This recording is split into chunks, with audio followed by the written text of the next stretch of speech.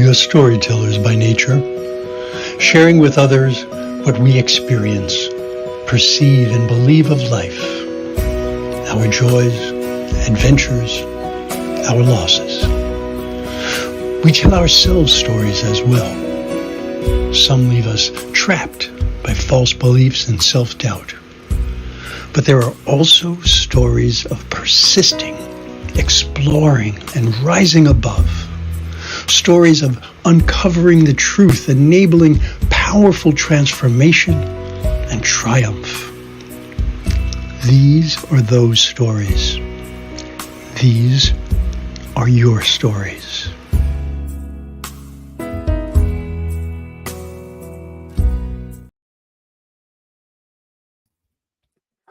Hello, folks. Welcome to the New Thought Media Network, and welcome to And So It Is, Stories of Truth, Transformation, and Triumph. My name is Muro. I'm a religious science practitioner with the New Thought Media Network, and I'm a transformational coach. My ministry and my mission are both to help people co-create their most authentic and most fulfilling life experience. I am honored and excited to bring this new show to you the first Saturday of each month, 11 a.m. Mountain Time, 10 a.m. Pacific. Now, some of you may be familiar with me from my previous show, Choice, Your Creative Superpower. In that show, I was focusing on exploring the many ways choice influences our lives. But for those of you who are unfamiliar with me, let me give you a short bio just to get us going. My pronouns are he and him.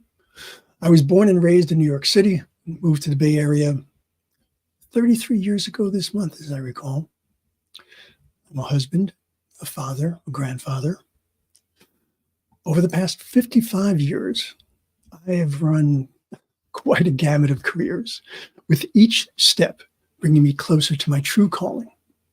So I went from being a low-level office worker, a clerk in a payroll office, to moving up into the computer world. And I did virtually everything that you can do in the computer world.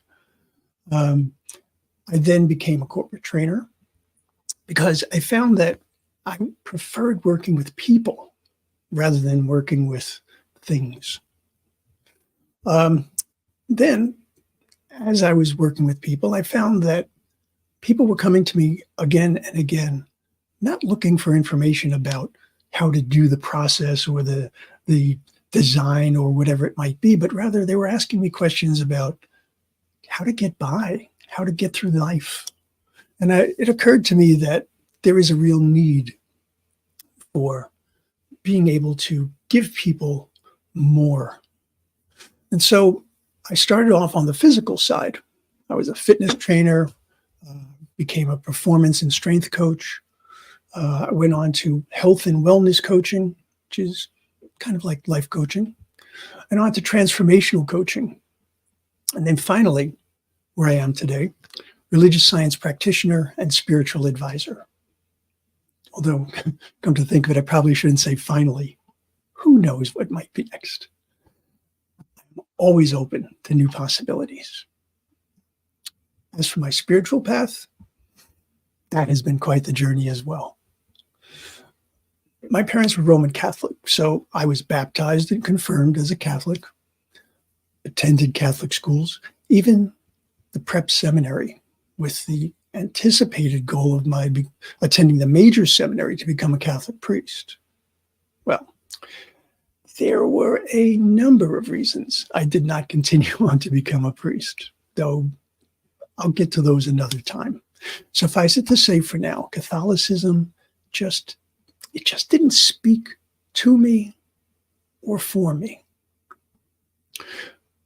I then converted to the Anglican Church at one point in my early life, and this crazy bid to avoid papal rule and possibly to irritate my father.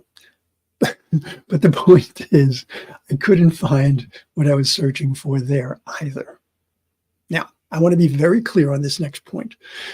I am not asking anyone to discard or in any way discredit their religious beliefs, nor am I denigrating any religion.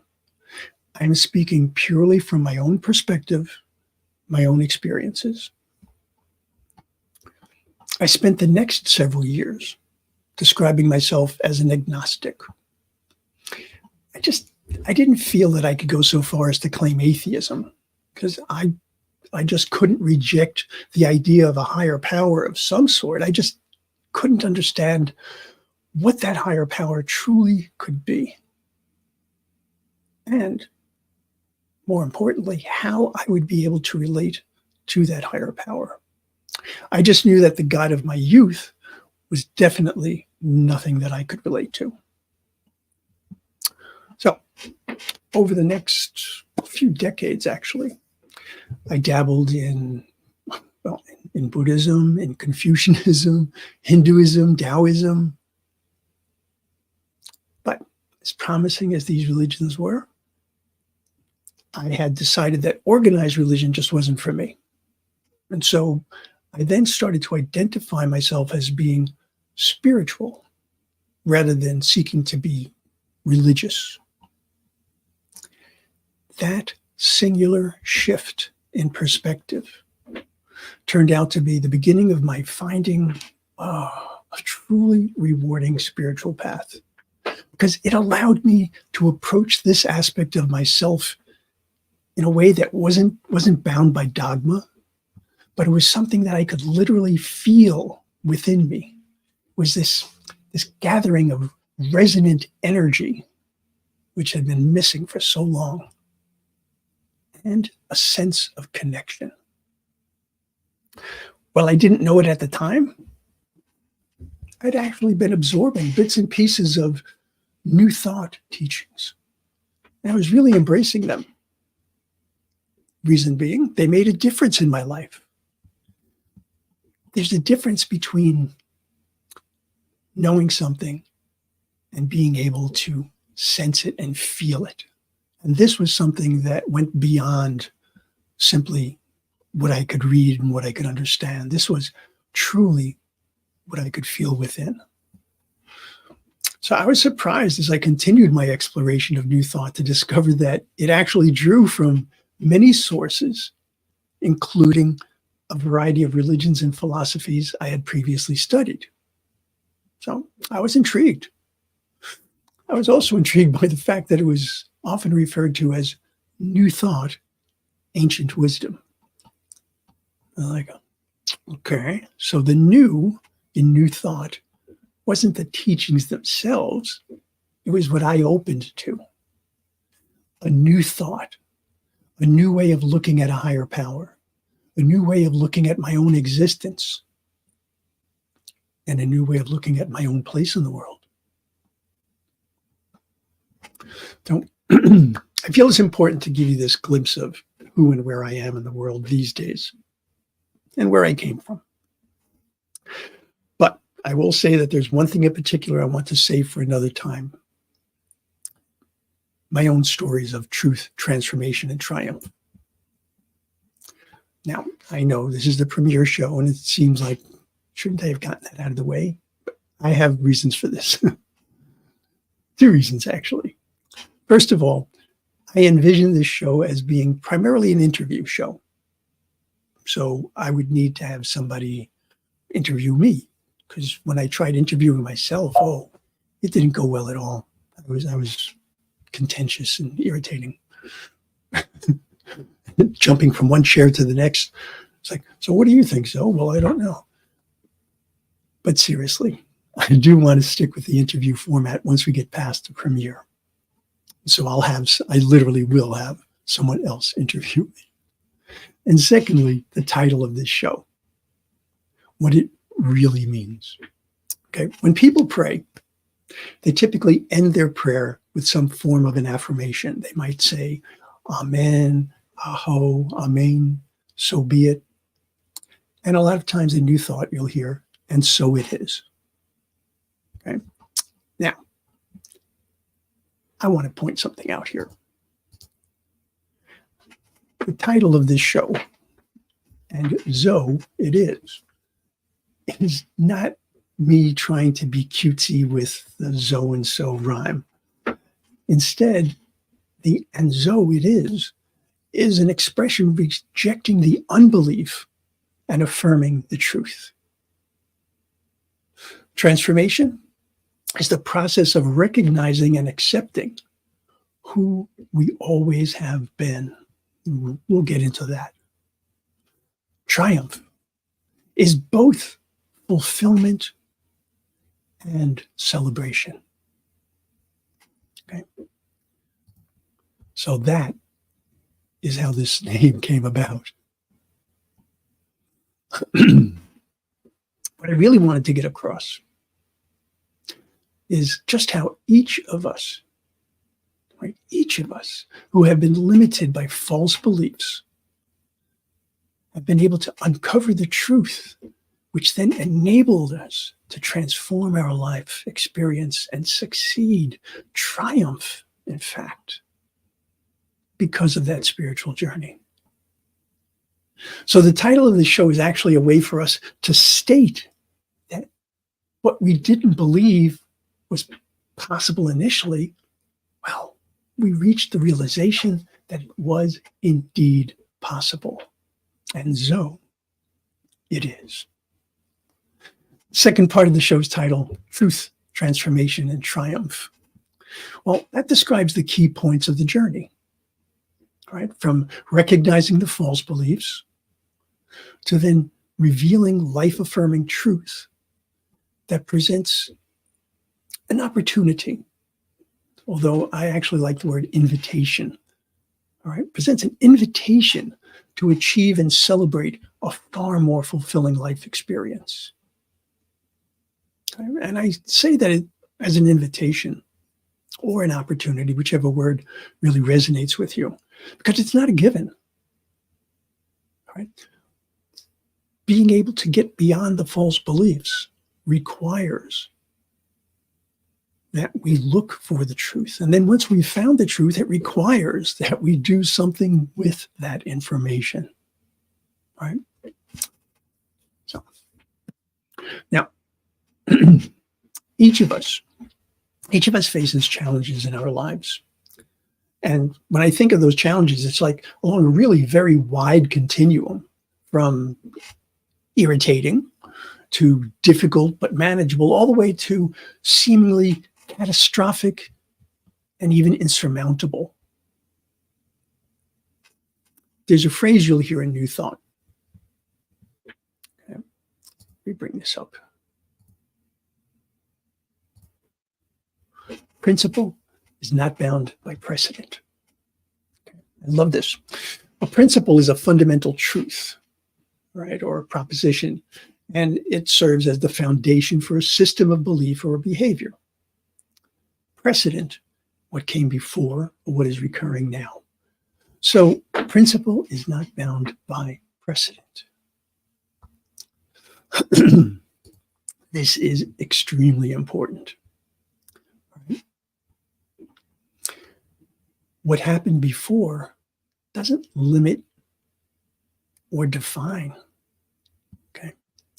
Yes, it happened. We don't ignore it. We don't reject it. We don't say it didn't occur. But it does not create our truth. Right? Remember, there's a very big difference between facts and truth.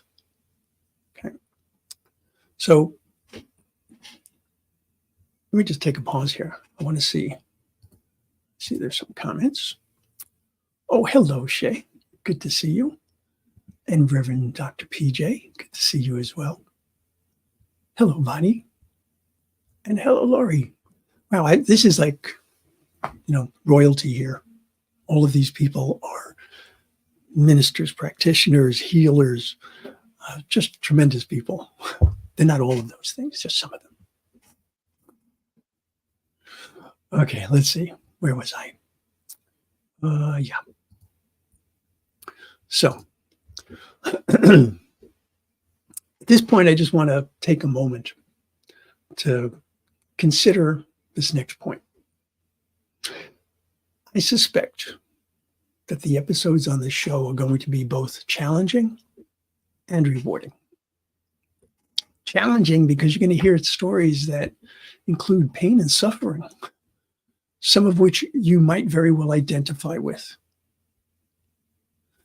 If that happens, if you do identify with it, and if you do feel yourself being triggered in some way, just breathe, take it easy. If need be, you can always come back and watch this video because it will be recorded. All right. But know that the things that trigger you in that way, they're signposts, if you will. They're saying there's work here that you can do.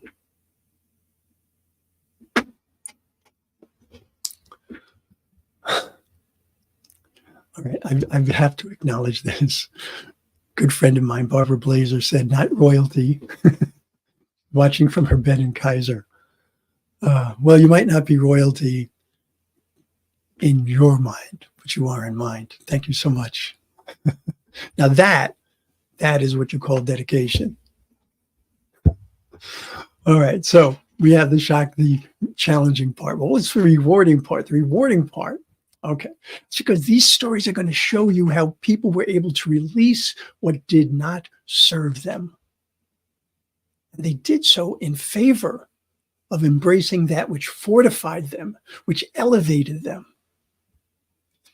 And you know, so many times in life, when we look to make changes, when we look to be able to progress, it's like, well, what do I need to add on now? What do I need to add on?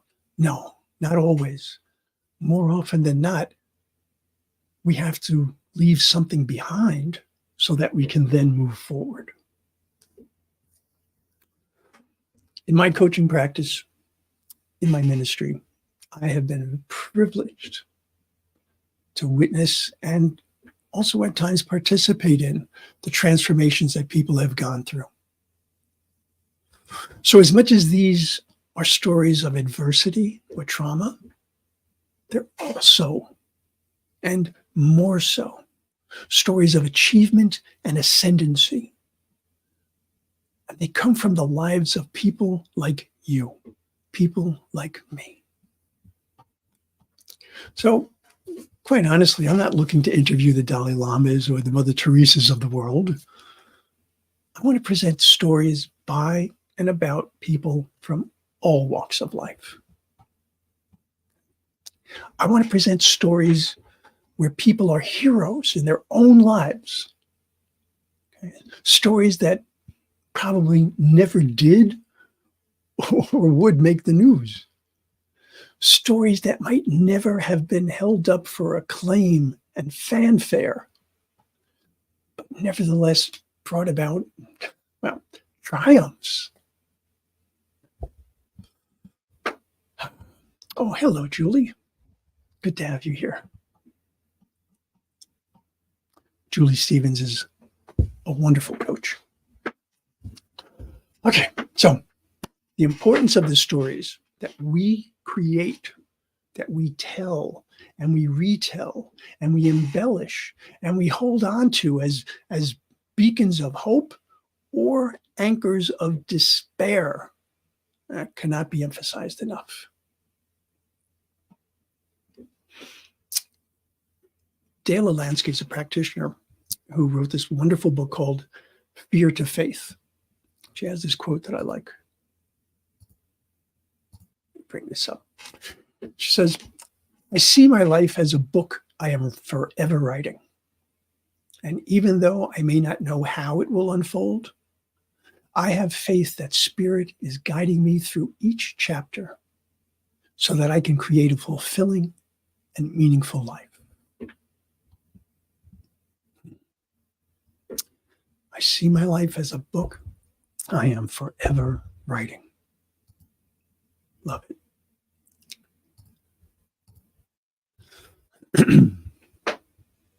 Okay.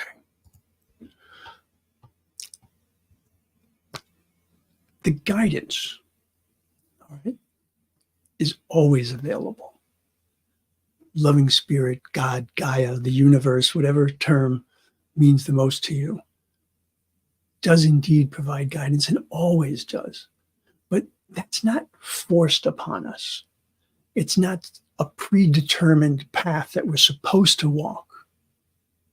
Right? It's our choice to accept or reject guidance. Our intuition at times, those little thoughts that pop up and ask you, really? Is this what you want? Is this what you need? Is this what you believe? Okay.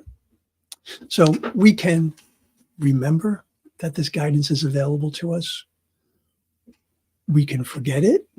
We can ignore it. Our choice.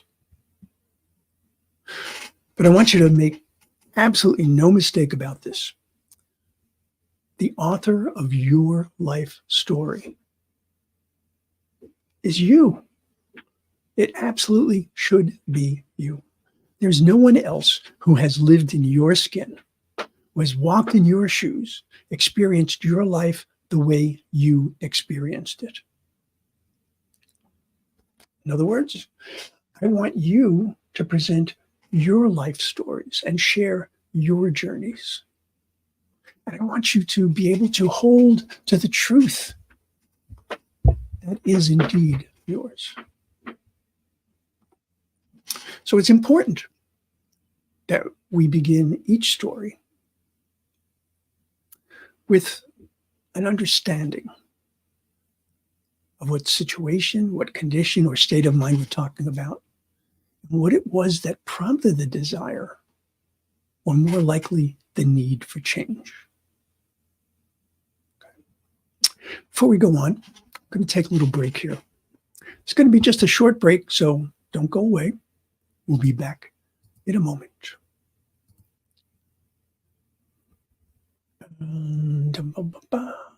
Let's go.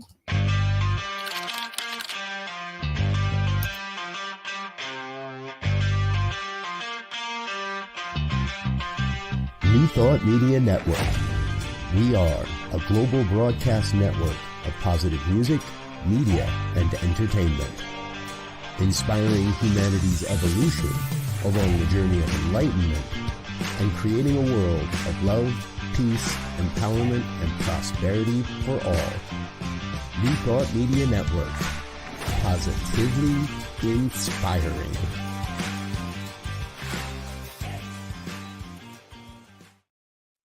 And we're back. Told you it was going to be a short one. Okay, so I said how important it was that you present your life story. And I also said it's important that we begin each story with an understanding of what situation, what condition or state of mind we're talking about, and what it was that prompted the desire, or more likely the need for change. It's all too common that even when our life experience is far from what we would like it to be, we can be complacent about it. Now, complacency, it's analogous to Newtonian physics. A person living in complacency tends to remain in complacency. That is, until a greater force acts upon them and they find themselves unable or unwilling to remain as is. Okay. Now, this is a pivotal moment in a person's life. Do they see how things have been and give up control of their life to what has been, in big capital letters, or do they reject the notion that nothing can address the status quo and see that there's something more, something better? So why do we become complacent? Well, there's a number of reasons, and it's important enough that I want to show this, if I may. Okay. These are ways that complacency comes about. And the top one that I have underlined is probably the biggest one. The belief that things will always remain the same. That's what I had mentioned earlier, sort of the exact opposite of principle over precedence. This is saying, well, this is the way it's always been. I don't see how it's ever going to be any different. Okay. Again, a matter of looking at facts. Yes, this happened, but not understanding necessarily truth. Okay. We can become apathetic towards our challenges or opportunities.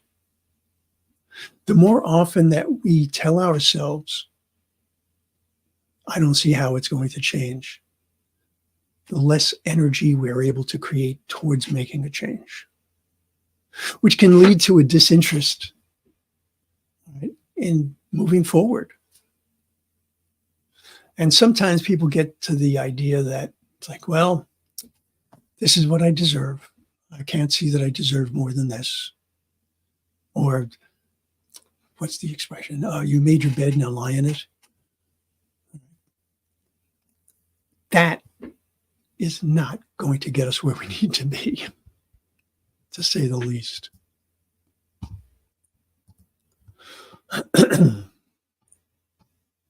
So complacency, it's just one of the things that can trap us, but it's an example of the next important part of our understanding: the false beliefs that limit us, that obscure our solutions, that subdue our passions, that mire us in a state of hopelessness.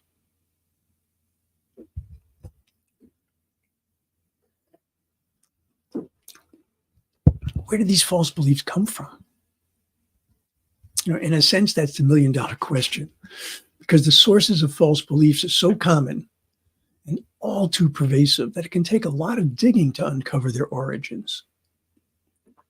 For example, while we start our lives accumulating knowledge and an understanding of our world through our physical senses, right? It's the way babies learn. They touch things, they taste things, everything goes in their mouth. Right? That's their primary way of understanding what they're dealing with. But as we get past that, we get into the toddler phase. Now we start to have more of a sense of our own physical being. Then we go beyond that, and we start to be influenced by what we're exposed to, what we're told, what we're encouraged to do, and also what we're discouraged to do.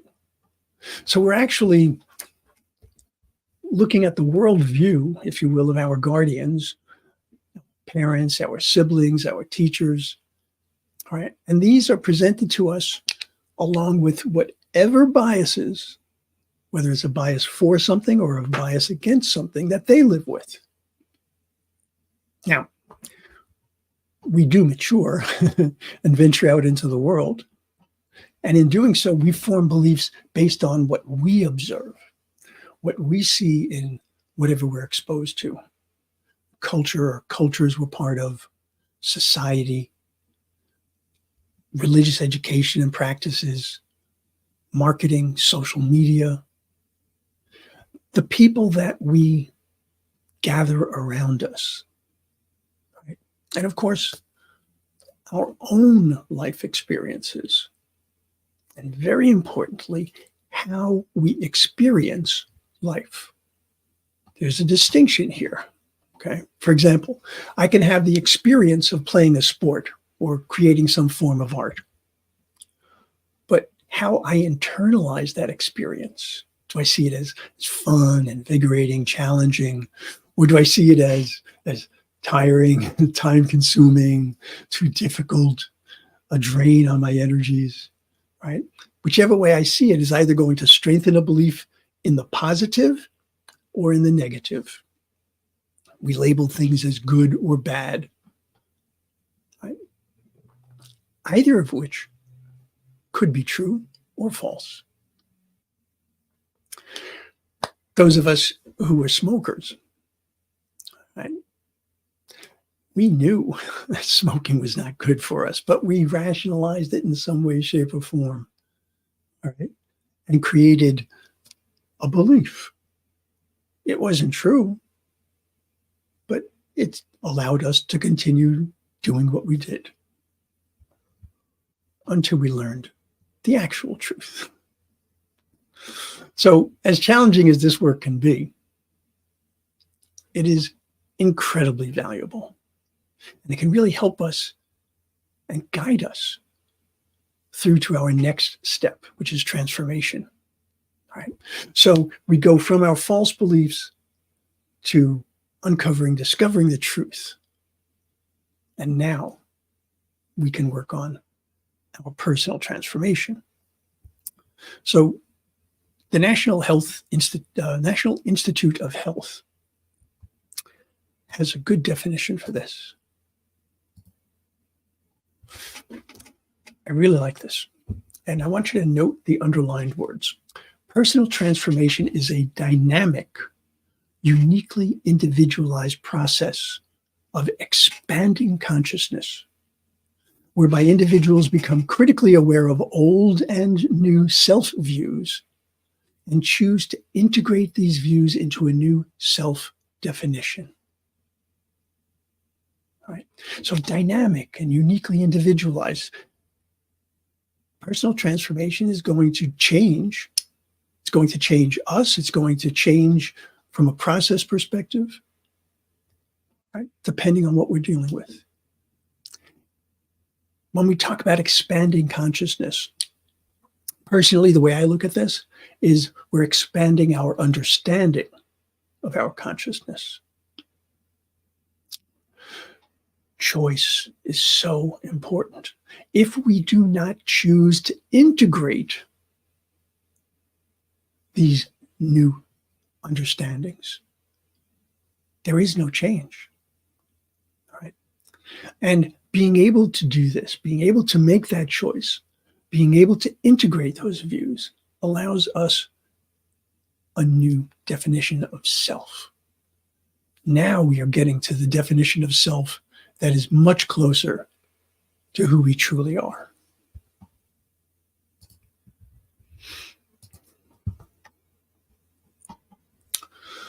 So I refer to the culmination of a transformation as being a triumph. Okay? I see it as more than an achievement or a success.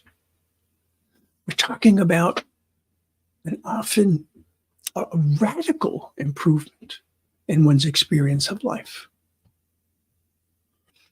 In many cases, this is certainly the case for me for a number of reasons, the transformations actually enabled people to literally have a life, to be able to live, right?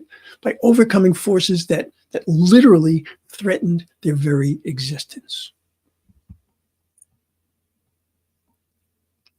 Now, definitely true for me. Transformation is not necessarily easy. How it comes about, it's going to be different. Different for me, different for you. It's going to be different even for the same person, because it's going to differ based on circumstances, conditions, state of mind, state of health. So many different things. When we think of transformation, we often think of something like the metamorphosis of a caterpillar to a butterfly. That's a very common example. A human transformation is not quite as dramatic as that of the butterfly, but there is one specific aspect that I want to highlight here. I've heard people speak of wanting to become a new person, wanting to leave behind who they once were. The reality of transformation, though, is really quite different from that. Just as a butterfly, which emerges from its chrysalis, its cocoon, apparently thoroughly changed. I mean, would you look at a caterpillar and see a butterfly? Right? But the thing is, the butterfly is made up of literally the same material that was once a caterpillar. It literally had to dissolve one form to achieve another so that it could go on to fulfill its life cycle. Well, We humans don't have that chrysalis stage, nor do we need to completely change from one being to another being. What we are doing is revealing the truth of who we truly are more fully. I have to say that even though the caterpillar to butterfly transformation doesn't apply to humans, if I think of my own life and I think of the way that I was in this world 40 years ago, 50 years ago, you would not have recognized me. And I don't mean physically, I mean you would not have recognized the type of person that I was in the world. You would not have recognized the way that I behaved, the way that I interacted. I can't tell you how many times I am thankful that social media did not exist when I was younger. Oh, man. Okay, so here's a quote that I want to bring up. This is from psychologist and author Rollo May.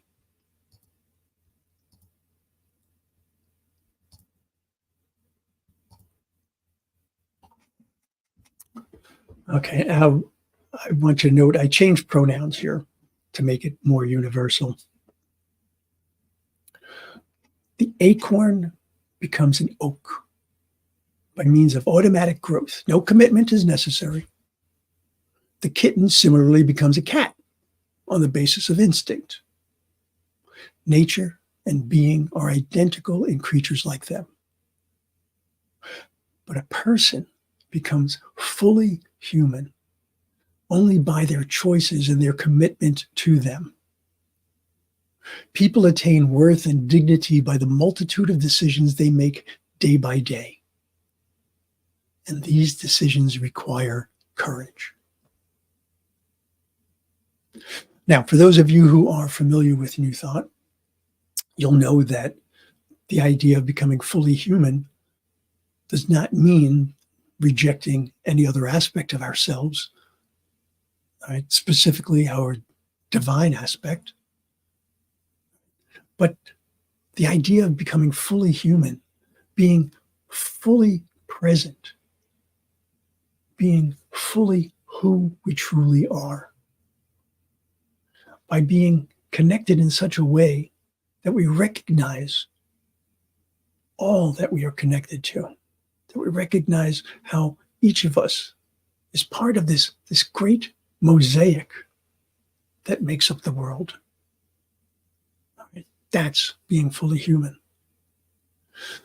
To do all of this, all right, as Rollo points out, requires courage. No question.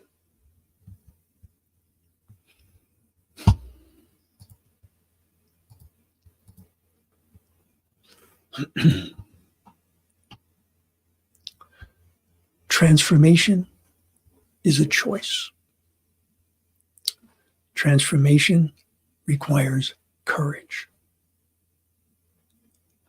Courage is not the absence of fear, but it's moving forward despite the fear.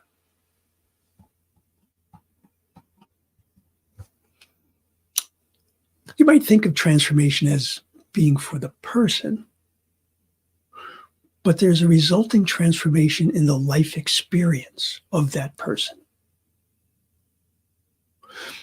Whenever we want to see something in our life experience, know that it comes from within. It depends on what it is that we ascribe to, what we believe in, what we hold on to, how we see ourselves navigating the world. Imagine you're carrying this huge, heavy backpack, right? You can feel it weighing you down, right? And truly, imagine this, folks. Feel this. Feel it weighing you down, slowing you down, bringing pain that erodes your energy and your resolve. And we keep adding to that backpack when we add in fears, doubts, self-judgments, right? And when we let other people add into this backpack based on their fears, judgments, etc., right? That backpack becomes heavy. It pulls. It forces us down. It prevents us from moving forward. You feel that? All right. Now release that backpack. Let it fall to the ground. You hear that thud? Take a deep breath. A nice, solid, good deep breath. Allow your lungs to expand. Feel the sense of relief. Feel the sense that brings a release. A release not just to the end of the ordeal, but the possibility for enjoyment, for greater energy, for more mobility. That is what we are doing as we trade false beliefs for our truth. That is what we are doing when we allow our ever-increasing clarity to reveal possibilities, opportunities, a brighter and a more fulfilling life. I want to take another very short break here. Okay, so just hang on. We'll be back very soon.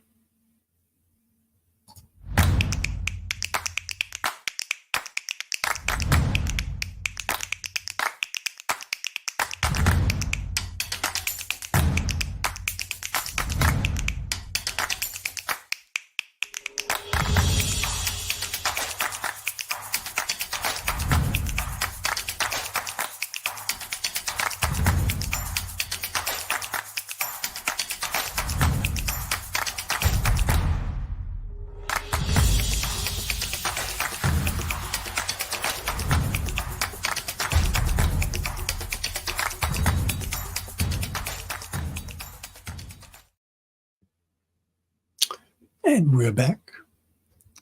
So we're talking about transformation. We're talking about triumph.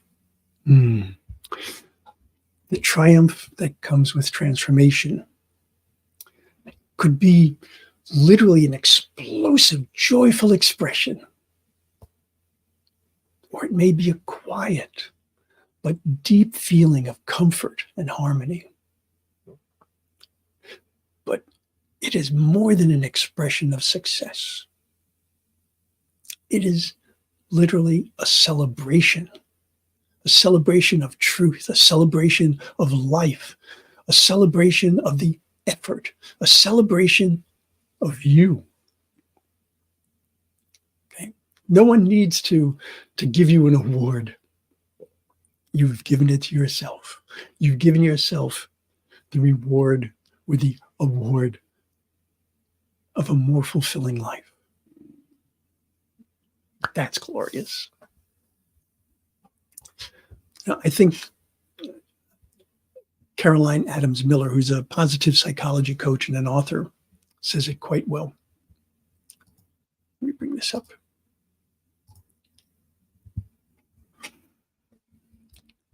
She says, your life is a sacred journey. It's about change, growth, discovery, movement, transformation, continuously expanding your vision of what is possible, stretching your soul, learning to see clearly and deeply, listening to your intuition, taking courageous challenges at every step along the way. You are on the path, exactly where you are meant to be right now. And from here, you can only go forward. shaping your life story into a magnificent tale of triumph, of healing, of courage, of beauty, of wisdom, of power, of dignity, and of love. I want to highlight that middle sentence. You are on the path exactly where you are meant to be right now. Hold on to that, Val, folks.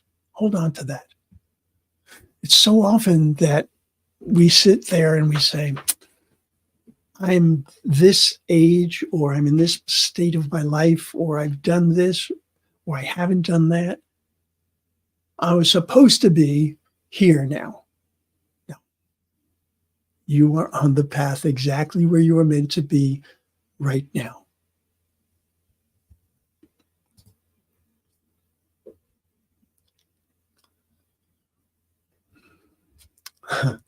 Reverend PJ said that she's screenshotting all of these and saving them to read again and again. Thank you. And I should also point out that all of these are recorded, all right, and you can see them on New Thought Media YouTube page. And by next week, you'll be able to see them on my own YouTube page, which I will put up for you once it's ready. Apparently, YouTube has a whole series of things that I had to go through, and it's taking them forever to say yes. Okay, so I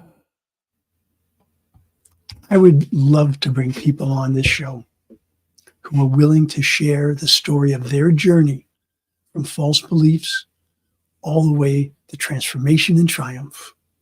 So if you'd like to be my guest, please email me. Okay, let me bring up email address.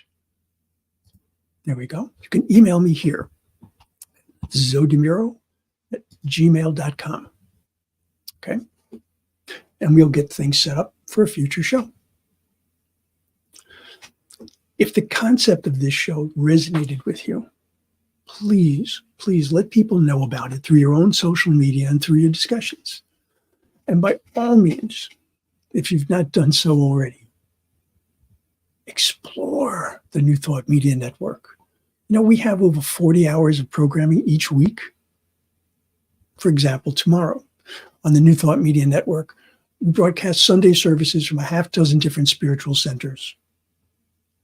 And then later on in the afternoon, there's actually a recap that has just the specific lessons.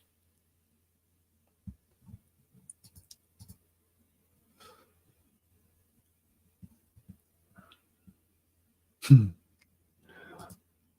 wanted to highlight this from my good friend Bonnie, wonderful practitioner and a doula for grief. And he says, yes, we are always right on schedule in our lives. Life is unfolding in perfect divine order. Absolutely true. An important thing to remember. All right. So, folks, typically this show is going to run for an hour because I want to accommodate my interviews. Today, though, I'm probably going to end a little bit early. I wanted to take a moment, however, to thank Reverend Dr. Robert Brzezinski, who created and developed the New Thought Media Network. So I want to thank him for his foresight and for his fortitude, as well as for this opportunity to be able to present this show. And I want to thank all of you who pushed me and prodded me and encouraged me to put this show together. Many, many thanks. Many thanks. So, much love and many blessings. I'll see you next month, folks. Now, let me see if I can do this right. Take good care of yourselves. And remember, you are loved and you are loved.